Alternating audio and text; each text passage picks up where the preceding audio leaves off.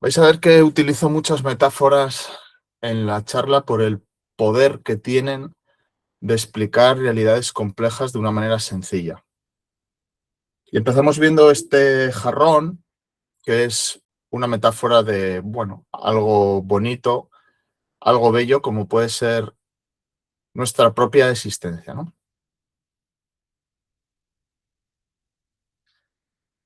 La charla está dividida en 3 actos de lo que supone adquirir una herida, lo que pasó, qué pasa cuando esa herida después cicatriza y se reabre a veces, y qué podemos hacer con ella. Entonces vamos a empezar con el acto 1, la herida, lo que pasó. Mirad, el hecho simplemente de que estemos vivos en este planeta, algo que probablemente en nuestro día a día no nos detenemos a contemplar, es algo ya fantástico y maravilloso. Seguro que lo habéis sentido en algún momento, no lo sé, tal vez si habéis estado en la montaña o habéis tenido un contacto pleno con vosotros, esta sensación de qué bien estar vivo, ¿no? Que no siempre es así, porque cuando tenemos dolor y estamos mal, sentimos a veces todo lo contrario, incluso que no quisiéramos estar aquí, porque duele demasiado. Somos belleza por el simple hecho de existir. Fijaros que nuestra propia existencia es una, entre comillas, casualidad muy poco probable, ¿no? Han tenido que pasar tantas cosas por detrás, tantas causas para que estemos aquí, que simplemente el hecho de que existamos ya es algo bello. Y de alguna manera el universo nos da la bienvenida por ello. Es verdad que depende de la cultura, el país en el que crezcamos, esta bienvenida es mayor o menor, porque lamentablemente no todas las personas nacen en lugares bonitos ni nacen rodeadas de amor. Y comenzamos el viaje de nuestra vida, pequeños, haciendo nuestro propio camino, en el que dejaremos huella a otras personas, huellas en nuestro propio camino. Pero lo que nos planteamos aquí como personas que tenemos altas capacidades intelectuales o que tenemos alta sensibilidad, o TEA o TDAH, o bien lo tienen nuestros hijos, ¿qué pasa? Incluso extendiéndole a más situaciones. ¿Qué pasa si al llegar descubrimos que somos diferente a la mayoría?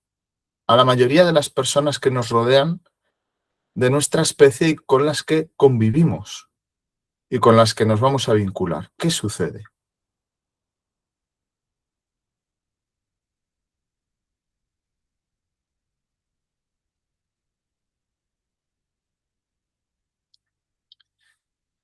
Pues sucede que empezamos a escuchar cosas como estas. Empezamos a escuchar, piensas demasiado. Ojo, no piensas mucho, demasiado. No es para tanto, minimizando nuestras emociones, las cosas que nos importan. Exageras, no es para tanto. Es invalidación emocional. Qué intensa, buf. Como que es algo negativo, ¿no? Vivir las cosas con mucha intensidad. No preguntes tanto, como si haber llegado al mundo con curiosidad y asombro, que forma parte de nosotros, fuera algo perjudicial. Siempre estás en tu mundo, como si tuviéramos un mundo que no podemos compartir con los demás y que a veces estamos nosotros en él.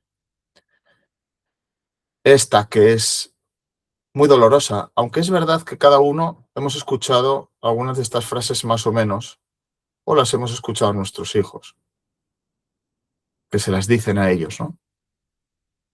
Con lo inteligente que eres, pues no lo parece.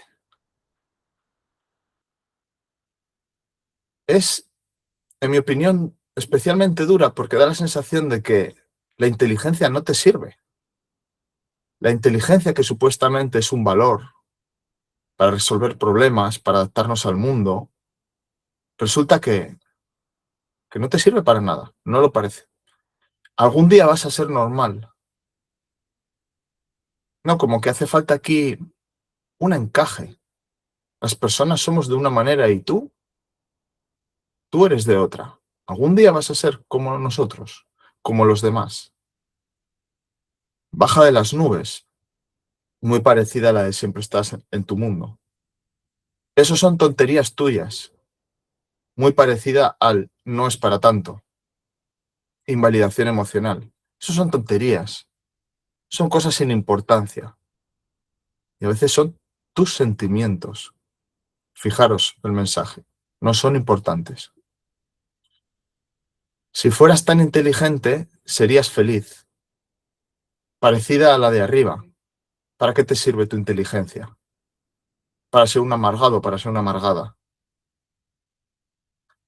Para ser tan listo no te enteras, en la misma línea de las anteriores. Pareces de otro planeta en relación a algún día vas a ser normal, siempre estás en tu mundo. Qué raro, qué rara eres. Pero escuchar todo esto, ¿qué provoca? Y sobre todo, escucharlo con frecuencia y de manera repetida y por parte de distintas personas. Cuando no lo dice una persona y lo dicen muchas, lo que empezamos a pensar es que nosotros somos el fallo. Porque nuestro cerebro está programado para tener relaciones sociales y para darle importancia al colectivo y ubicarnos y darnos un significado a través del colectivo. Lo veremos después. Si el colectivo nos está enviando un mensaje y nosotros somos un individuo, empezamos a construirnos pensando en que somos un fallo.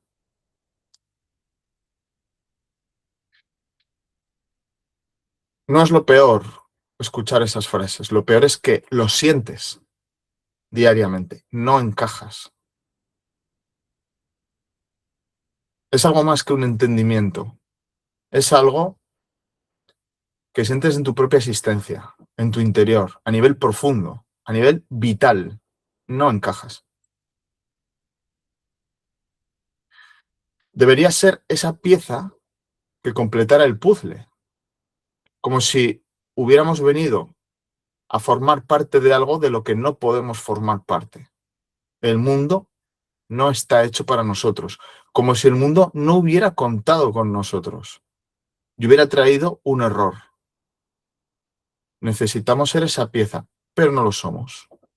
Entonces, ¿qué somos? ¿Un problema?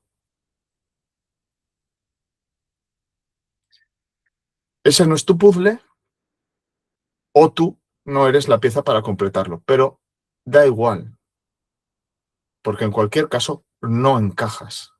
Y eso es lo que vives o lo que viven tus hijos o un familiar o un amigo. Pero todavía esto no es lo peor que podía pasar. Lo peor y más doloroso es que incluso tu propia familia, en tu propia familia, tampoco encajas. Esto no siempre sucede, porque la familia es la primera contención afectiva y emocional, es el anclaje de seguridad ante el mundo, es donde desarrollamos los apegos, es nuestro nido, es nuestra tribu. Y hay personas que sienten seguridad, arraigo y contención afectiva en su familia, pero algunas no. Y también he querido explicarlo, porque esta charla es inclusiva, esta charla es para todos. Y algunos y algunas os vais a sentir más encajados con unas cosas que con otras. Pero he intentado en todo momento que nadie se quede fuera. Este niño, esta niña, que puede ser tú, es muy difícil y no viene con instrucciones. Y a veces la familia no sabe qué hacer con una naturaleza que no conoce, que no sabe manejar, que no sabe educar. Y la falta de encaje se siente en la estructura familiar. A nivel sistémico, una pieza que no encaja genera mucha dificultad. Pero cuidado, que también la oveja negra a veces viene a poner fin a una generación y a comenzar otra.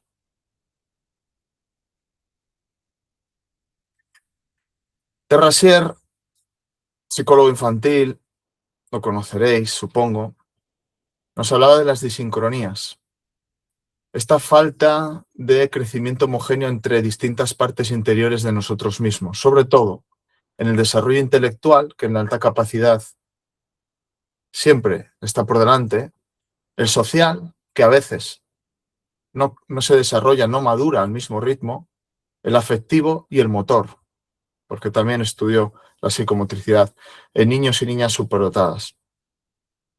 Tenemos dos grandes disincronías, la disincronía interna, el vivir las cosas con unas emociones tal vez de una edad como la que uno tiene o menor, pero sin embargo, tener un cerebro que le hace plantearse y preguntarse cosas de edades superiores. De tal manera que mi mente me lleva a lugares para los que no estoy preparado para ir. No puedo habitar según qué lugares a los que me quiere llevar mi mente y necesito acompañamiento. Las disincronías generan un crecimiento a distintos ritmos en nuestro mundo interior. Es una persona a distintas velocidades. Y esto, si lo sumamos con todo lo anterior, ahonda en la profundidad de la herida. ¿Por qué la sociedad poda lo que sobresale, lo que destaca, lo diferente? El rechazo a lo diferente no es maldad individual, es mecánica social. Lo vamos a ver. Mirad, os lo leo abajo, no se lee muy bien, pero os lo explico. Etimológicamente, colectivo proviene del latín collectivus y significa conjunto, legere, recoger. Collectivus, conjunto, recoger. Es decir, reunir cosas o personas juntas, lo colectivo, ¿no? La recolección, recoger en conjunto. El individuo es lo que no se puede dividir. El individuum, del prefijo in, no o sin, dividus, que significa divisible, sin división, no divisible.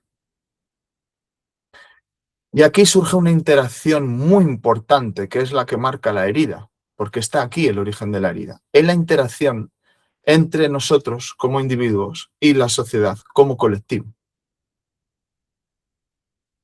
Dice el proverbio japonés que el clavo que sobresale recibe el martillazo. Es el que se ve, es el que está expuesto. La diferencia se nota.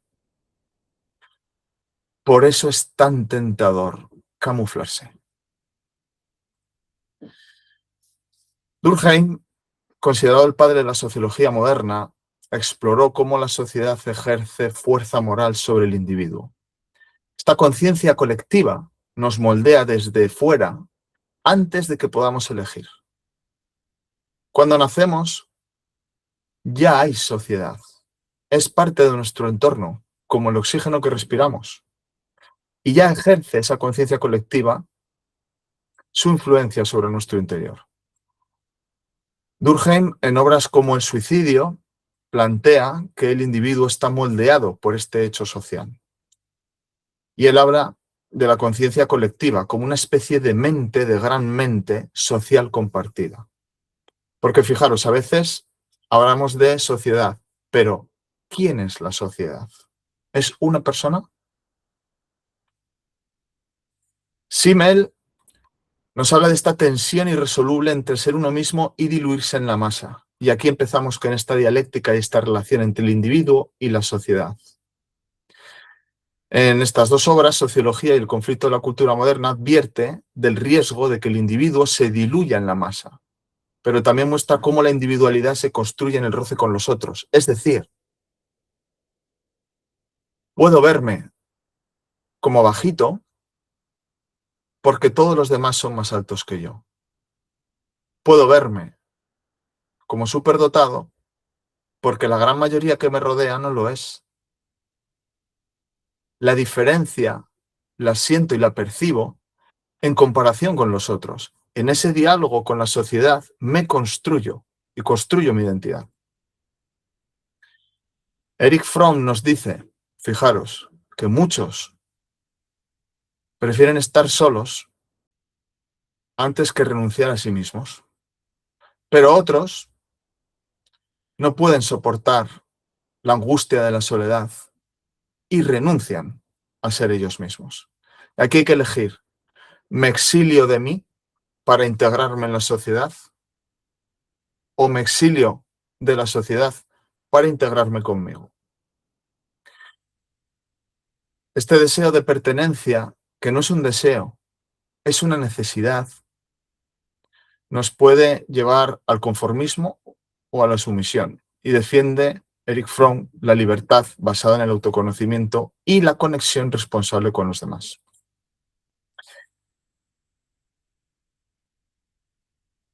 Estos comentarios, este rechazo que se vive desde la diferencia de tener emociones muy intensas derivadas de la alta sensibilidad, de un exceso de empatía, de una vivencia con el mundo sensorial exterior muy intensa, de que a veces nos molesten los ruidos donde a la mayoría no les molestan, de que necesitemos estar solos a veces porque estar con muchas personas nos sobrecarga, de muchas otras cosas. Este rechazo lo vivimos como el mundo diciéndonos no hay sitio para ti. Y vamos a entrar un poco en cómo vivimos este rechazo, esta herida que se forma.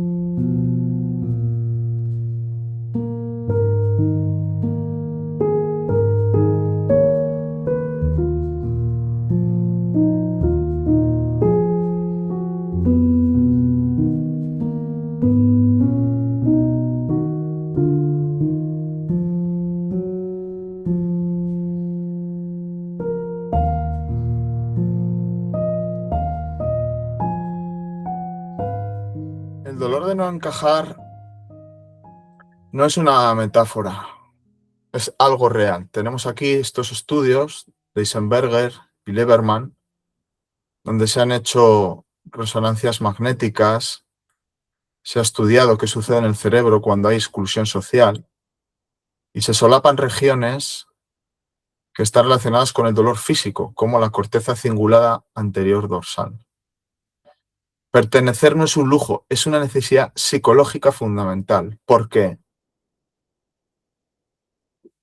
en nuestra biología está grabado que no pertenecer es riesgo de morir, porque si la tribu no cuida de nosotros, podemos morir. Esto lo sabe nuestra sabiduría ancestral, lo sabe nuestro cuerpo.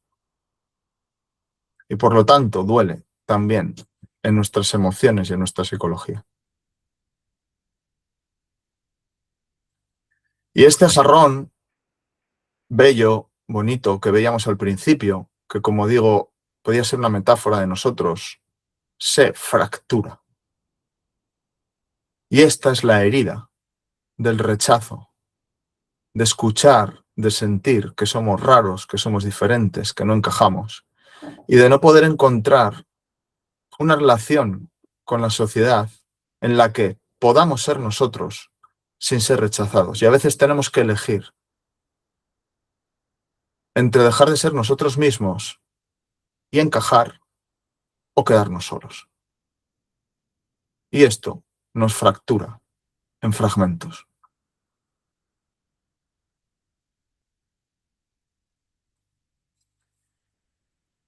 Y con esta herida caminamos por la vida. Es una herida que no se ve como una herida de un accidente de tráfico, como alguien que tiene cicatrices visibles en la piel o alguien que ha perdido un miembro, alguien que se ve que ha tenido alguna lesión física. Esta herida no se ve porque no hay radiografías para el alma, pero está. Y se reabre, sobre todo, cada vez que intentamos vincularnos, incluso cuando nos vinculamos en la intimidad, incluso, especialmente, cuando nos vinculamos en la intimidad. Porque ese niño, esa niña fragmentada, rota, aparece. Vamos a ver la cicatriz, lo que quedó. No podemos cambiar lo que nos ha pasado, nuestra biografía, nuestro camino, pero sí podemos cambiar lo que significa. Y hay, bueno, muchas terapias de carácter somático, algunas con evidencia científica, como el reprocesamiento, MDR y otras, que nos pueden ayudar a resignificar algunas cosas que han pasado desde una nueva conciencia.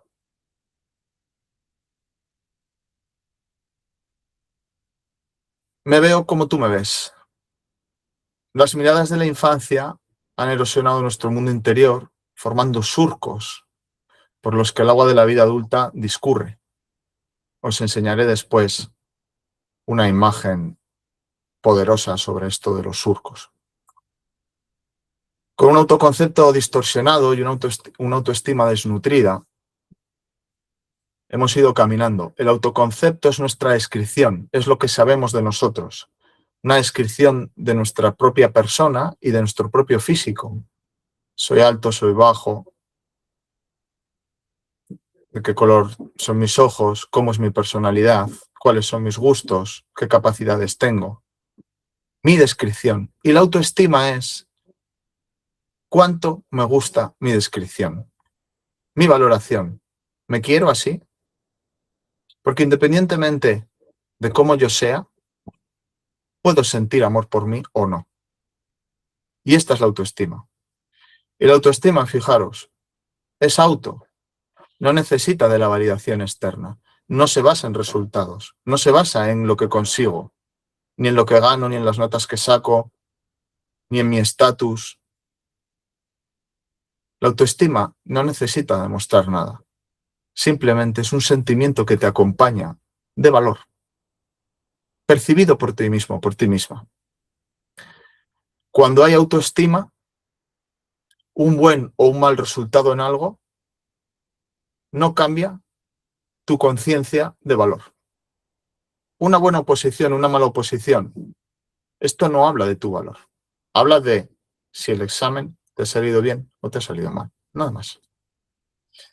La herida no es ser diferente, la herida es que se grabó que ser diferente era defectuoso por el rechazo en la interacción social, porque la sociedad no pudo integrar a una persona diferente, porque lo diferente genera desconfianza, genera miedo, y la sociedad no suele tener recursos para admitir las diferencias. Le cuesta mucho, fijaros, en cualquier aspecto, en cualquier índole, la diferencia siempre cuesta integrarse en la sociedad. Y hay un termómetro de validación externa relacionado con la autoestima.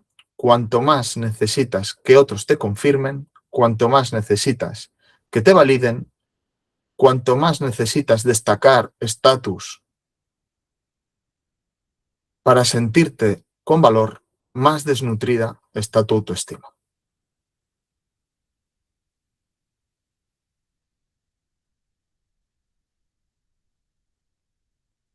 Qué tentador, ¿eh? Hacerse invisible para que no nos vean y no ser criticados.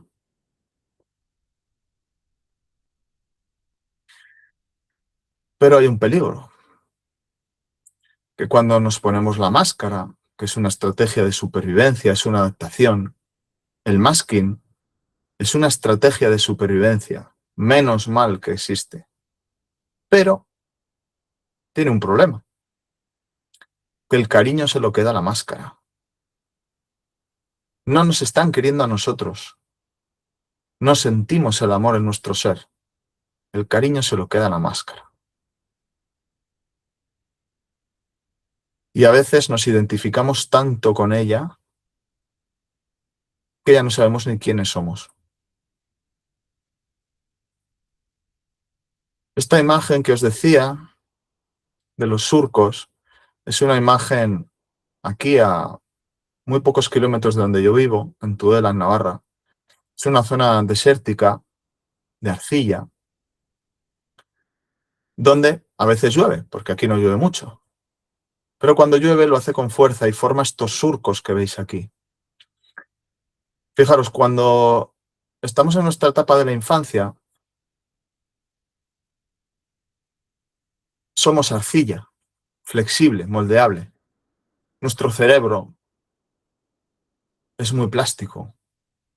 Y conforme vamos cumpliendo años, pues esta arcilla se va un poco secando, ¿no? Y los surcos que ha hecho el agua, la experiencia con la vida, forman, pues, esta orografía, estos caprichos, estas formas. ¿Qué es esto en nuestra mente? ¿Qué es esto en nuestro cerebro? Son conexiones neuronales, son vías de comunicación sináptica. El rechazo está también en estos surcos. Imaginad que ahora en este paisaje pusiéramos lluvia, experiencias. ¿Por dónde discurriría el agua? Por los surcos. Ya se ha hecho camino, ya tiene un lugar por donde ir. Es un aprendizaje. Estas vías neurales que se han ido construyendo a lo largo de nuestra vida han conformado en parte lo que somos.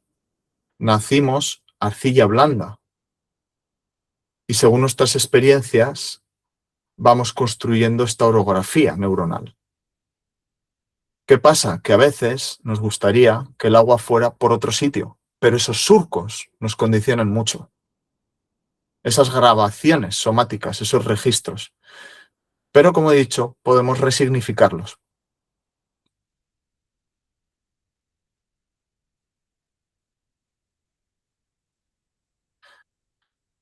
El oro. ¿Qué hacemos con lo que pasó?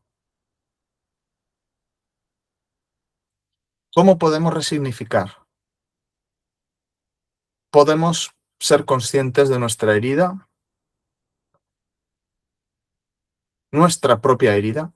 ¿Podemos ser conscientes de la herida en nuestro hijo o nuestra hija si la tenemos? ¿Podemos ver cómo a veces nos relacionamos desde la herida?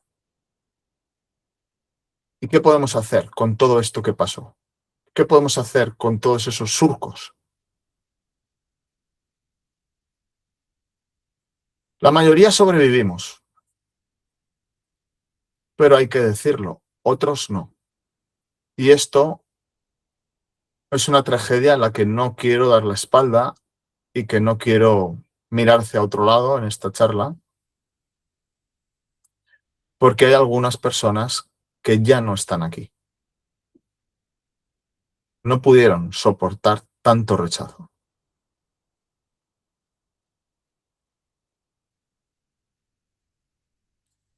Podemos reescribirnos.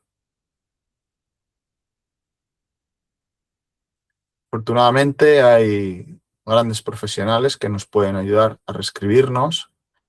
También hay grupos, asociaciones y a veces algo tan sencillo, por ejemplo, como formar parte de una asociación, de Mensa, pues nos ayuda a reescribirnos. Pero hay un reto. soltar quien creíamos ser, porque nos hemos identificado tanto con una identidad herida, que cómo la soltamos si toda la vida hemos sido eso y hemos pensado que éramos eso. ¿Cómo podemos vivirnos y sentirnos en una versión diferente de nosotros mismos?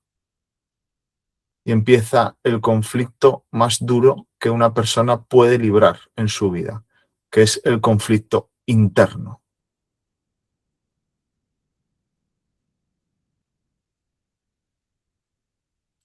Pero a veces, pues sí, florece. Florece dentro de nosotros la vida, que siempre se abre camino y encontramos lugares, personas, encontramos estados de conciencia, encontramos en nuestro interior, pues esta semilla de nuestra verdadera naturaleza, no la de la máscara, nuestra verdadera naturaleza que florece.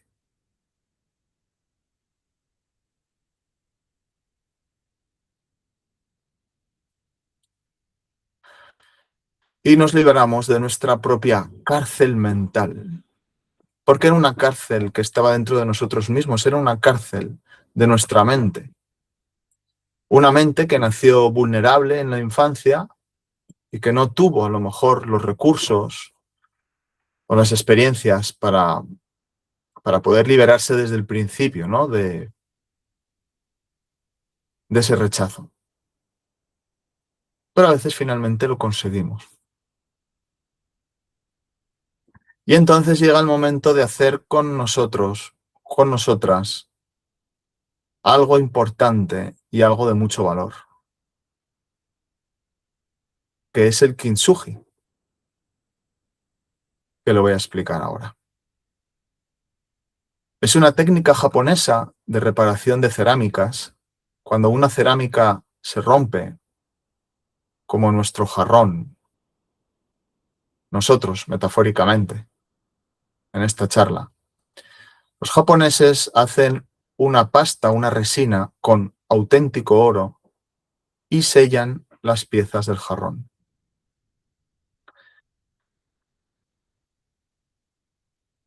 Las heridas son nuestro valor, hablan de lo que somos, gritan, he vivido mucho, esto soy yo. No soy a pesar de mis heridas, soy gracias a ellas. Y se enaltecen y se honran. Lo vamos a ver. Para algunas personas no necesitas ningún retoque, porque a veces, en la vida vamos acercándonos con nuestro radar hacia personas que les está pasando lo mismo y descubrimos que no estábamos tan solos como pensábamos. Había pocos, pero había algunos como nosotros.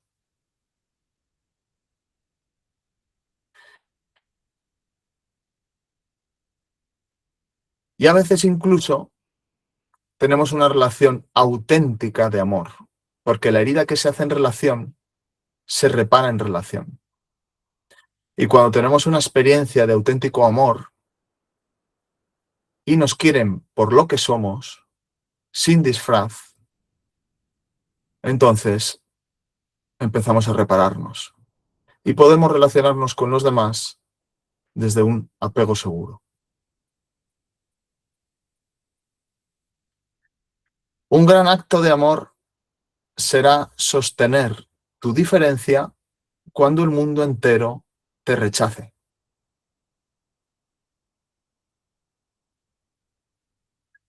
Ser intenso no es un problema. El café intenso es la delicia de muchos paladares. La intensidad emocional en las personas paz, ¿no? Las personas que somos muy sensibles, que vivimos las cosas de una manera pues que nos desborda, no es un problema. Cuando se sabe gestionar, se sabe regular, lo podemos llevar. El problema es no convivir en relación a nuestro rasgo, no saber vivir con nosotros mismos con este rasgo. Pero cuando se aprende, las músicas son maravillosas. Ver un paisaje natural nos conmueve. El mundo necesita de personas sensibles, de personas empáticas, de personas profundas. Y eso no es un problema. El problema es cuando no sabemos convivir con nuestro rasgo. No necesitamos todas las respuestas, necesitamos que no se apaguen nuestras preguntas. Las personas con altas capacidades somos curiosas, nos gusta investigar, nos gusta aprender, es nuestra nutrición. Y lo que necesitamos es que no se nos apaguen nuestras preguntas, porque caminamos con preguntas. Las respuestas nos llevan a pararnos, a detenernos. Las preguntas nos llevan a caminar. Y nuestra forma de caminar en el mundo es hacernos preguntas y es aprender. Y es maravilloso. El mundo necesita a personas como tú, pero esto el mundo todavía no lo sabe. Todas las personas aportamos algo a la sociedad y al colectivo. Todas. Y las neurodiversas también. Y aportamos un valor muy significativo y muy diferente. Porque como somos excepción, lo que aportamos también es excepcional, en el sentido de que es poco frecuente. Necesitamos personas sensibles para que puedan estar en empresas y formen estructuras éticas para que ayuden a las personas.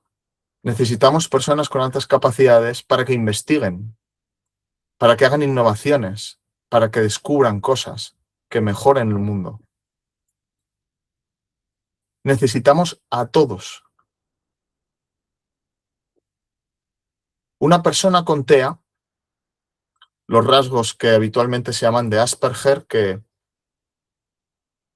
es una palabra que cada vez se utiliza menos, puede ser un excelente experto en su campo. Y una persona con TDAH puede ser una persona enormemente creativa, con muchas ideas, le vienen todas a la vez como chispas, no sabe ni cuál coger.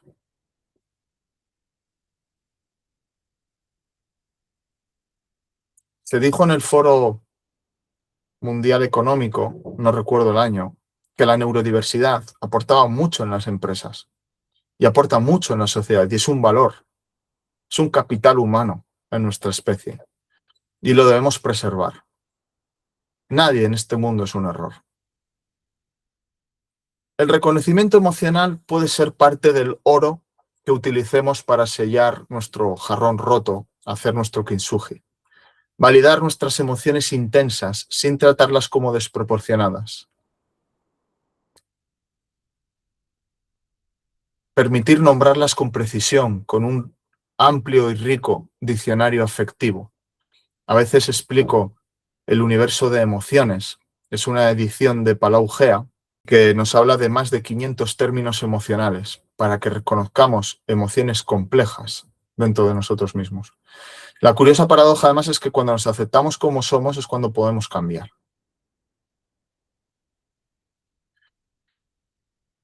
Y cuidado, la diferencia no es ser mejor ni peor. Ser distinto no es una cosa ni la otra. No debemos ni idealizar ni patologizar la alta capacidad, hay que humanizarla. Porque a veces, inconscientemente, entramos en ser víctimas en la culpa o en vengarnos desde la grandiosidad. No me entendéis, estáis equivocados. Yo soy superior, yo soy más importante y me vengaré. Y sale una rabia y una herida en forma de rechazo social, ¿no? O al revés, el verme continuamente como una víctima y sentir vergüenza, culpa. Debemos humanizar nuestros rasgos, porque una cosa o la otra sigue siendo dejar que la herida tome el control. Los espacios simbólicos de expresión nos pueden sanar. Elaborar nuestro mundo interno es muy importante. Escribir en un diario es muy terapéutico. El arte, en cualquier expresión, la música, los juegos simbólicos, la escritura, estos espacios nos ayudan a metabolizar nuestro mundo interno, nuestra complejidad psíquica y emocional. Escribir lo vivido ordena lo vivido. Esta autoestima no basada en logros. Nuestro valor no depende de lo que hacemos, sino de quiénes somos. Trátate como tratarías a alguien que quieres. En España tenemos a Vicente Simón, meditador de mindfulness. Es una referencia en España. La meditación ha demostrado en algunos programas como el MBCT, terapia cognitiva basada en mindfulness, una efectividad muy importante y hay evidencia científica consolidada sobre esto. La meditación puede sanar. Jean-Xiao Fachen, la autora del libro Demasiado inteligente para ser feliz, francesa, fundó unos centros, Cogito, donde enseña el MBSR, que es otra terapia basada en mindfulness de reducción del estrés, y la ha probado con personas con altas capacidades. Las personas con altas capacidades nos beneficiamos mucho y muy especialmente del mindfulness. Pero no os estoy hablando de cualquier mindfulness, porque lamentablemente hoy en día, pues hay de todo. Os estoy hablando concretamente del MBCT, terapia cognitiva basada en mindfulness, y de la meditación basada en autocompasión, cultivar la compasión, Vicente Simón, en España. No eras demasiado, sentías de verdad. No preguntabas demasiado, pensabas de verdad. Es que es así el cerebro de alta capacidad. Piensa y piensa. Y está en llamas. Y a veces no sabemos cómo apagarlo antes de dormir, por ejemplo. No eras demasiado. Eras tú sin traducción posible. Y aquí veis nuestro jarrón nosotros con este kintsugi. Podéis buscar en cualquier momento cuando queráis por internet esta técnica japonesa de reparación de cerámica. Hay auténticas obras de arte.